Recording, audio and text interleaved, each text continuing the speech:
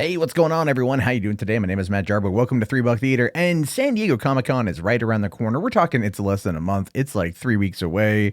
I think, waiting for my badge to come in the mail. I've already got my travel plans taken care of. I will be at San Diego Comic-Con 2019, which is their 50th anniversary. It's their 50th year. It's insane that it's gotten to be that crazy, that it's been around for that long, but it simply is the truth. And this will be my 19th time attending the convention. And I'm not going to lie, I'm not really looking forward to it that much. There's elements of it that I am. I get to see a lot of people. I get to go back to San Diego, which I love.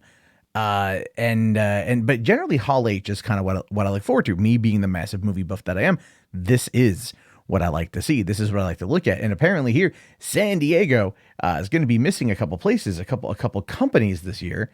More importantly, Sony, Warner Brothers, Universal, and then it doesn't say in the headline here, but Lionsgate has also backed out, not showing anything there, which is crazy considering the fact that you think that with the success of John Wick, they would have probably maybe tried to do something for Comic-Con to really kind of raise the profile of Keanu Reeves a little bit more, raise the profile of the movie, get a few more people excited to check it out, maybe a few more DVD sales when the thing hits home video here, I believe probably in a month or two.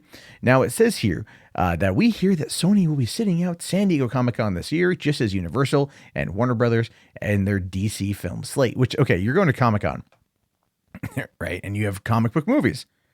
You figure that this would be a thing, that this would be a thing they wanted to do, right? That this would be, a good place to talk about these issues, to talk about these types of movies. But no, they don't want to do that. They don't want to do that at all. They want to sit at home. And I'll probably talk about why at least DC's doing it. Anyway, with Spider-Man Far From Home opening on Tuesday and Quentin Tarantino's Once Upon a Time in Hollywood opening up on July 26th, Sony's promo teams have their hands full with the event films, which makes sense that they would pull out because Spider-Man's already going to be out, so what's the point of having a Comic-Con panel? But see, the thing with that is, though, is that Marvel is going to be there on Saturday, so if they announce Spider-Man 3 or anything else with Tom Holland as Peter Parker, good place to do it would be that. But they may also be just combining it when it comes to Spider-Man related content, because they are probably going to announce the new deal, the re-upped deal between Sony and Marvel. Anyway, the Culver City studio will look into other times during the next 12 months to promote fan genre slates that include Zombieland 2, Charlie's Angels, The Grudge. Oh no, not The Grudge. God, that adaptation was terrible. It really was. It's a pretty bad movie. Anyway, Bloodshot, starring Vin Diesel, which I want to see more on. I'd like to see a trailer, considering it comes out in February. Blumhouse's Fantasy Island, which is a movie that will probably anger a lot of people when it comes to dealing with Tattoo.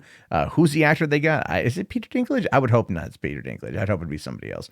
And of course, further out is Morbius, coming July 31st, 2020, which has already been filmed, or is at least in production, so they would have stuff there to show you. They would have things to present. They would have the ability to get the hype train a-rolling. But when it comes to Morbius, July 31st, 2020, it makes sense to have a panel for it next year. It really does. It really, really, really does. Considering that it will be able to maximize the hype leading into its release. No one gives a crap about Charlie's Angels. That trailer was terrible. Zombieland 2 looks like a lot of fun, but at the same time, you could probably just skip it, and that would be perfectly fine. It goes on to say here, like rivals who are staying out of San Diego, is Sony, we understand, could conceivably be back in the future. Last year, they had big panels for Venom and Spider-Man Into the Spider-Verse, which combined made $1.23 billion at the worldwide box office. You have to love that they say combined there, right? Venom did the lion's share of that. Spider-Man Into the Spider-Verse, if I recall correctly, couldn't even crack $300 million worldwide after winning Best Animated Feature at the Academy Awards last year. Venom just gobbled things up in China. It just ate it up in China. That's what it did. Let's see here. So in 2016, the studio screened both Sausage Party and Don't Breathe, both August hits that summer. During the opening weekend of Sony's Salt back in 2010, Angelina Jolie even put in an appearance. That was back in the day when they gave a damn. They did, back in the day when they gave a damn. In years past, Tarantino's been a fixture, Which, yeah, I mean, I remember the first time I saw Tarantino at Comic-Con was, and this is true, this is absolutely true. It was 2002.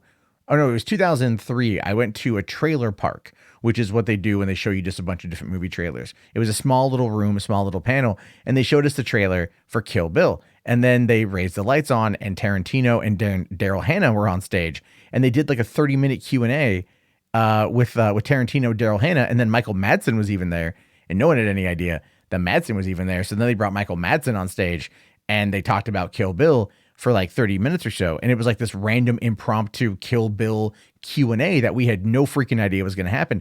And that was back in the day when Comic-Con actually had a fair amount of things going on with it that just seemed to make a lot more sense in regards to like these surprise events. And this was also before Hall H. Hall H is the premier movie panel place, you know what I mean? And Hall H has kind of been slipping in years past. Predominantly, one of my biggest complaints is the fact that you wait in line, and you wait in a god-awful length of line for 3 days at least to get into this panel, if you might. But when it comes to Warner Brothers, they will release whatever trailer that they show you within seconds of showing you in the room. That way they can maintain you're the first people in the world to see this trailer. And then you check online and it's immediately up online. So why the hell, if you're just going to show us a trailer and no special footage, why the hell am I here? And they put on like a 2-hour event. I mean, Warner's, but look, the thing is you got DC, DC's got Birds of Prey, DC's got Shazam, DC's got, what else is there? Black Adam apparently is still, that's humming along with the push. Like Universal should be pushing Hobbs and Shaw and then have The Rock there to do a Black Adam panel as well. I mean, there's a lot there that they could do, especially with the Joker coming out in October and Warner Brothers effectively pushing for the idea that they wanted to be a Best Picture contender. You'd want to have the hype build up there. Now, I do understand John Campea said today talking about last year and them showing off the first trailer for Godzilla King of the Monsters and how there was a lot of hype from that. But that was July of last year. The movie released end of May this year. So yeah, that was a long time. That was, a little under 10 months between that trailer coming out and the movie coming out. And the movie was amazing. It was great. It was awesome. But yeah, that hype train kind of went.